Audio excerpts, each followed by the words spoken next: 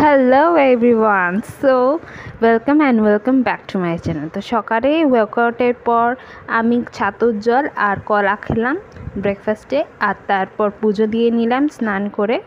তারপরে লাঞ্চে খেলাম মাছের ঝোল, ভাত, ডাল, মাছ ভাজা, পটল ভাজা আর শাক ভাজা, স্যালাড মানে শসা আর গন্ধর লেবু দিয়ে।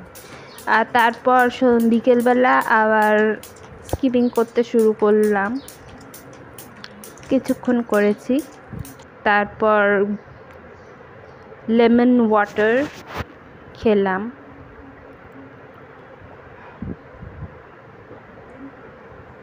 তারপর প্রচণ্ড খিদে পেয়ে গেছিলো, তাই জন্য গ্রিন টি আর ভেল টাইপের মানে ঝালমুড়ি টাইপের একটা বানালাম মুড়ি দিয়ে।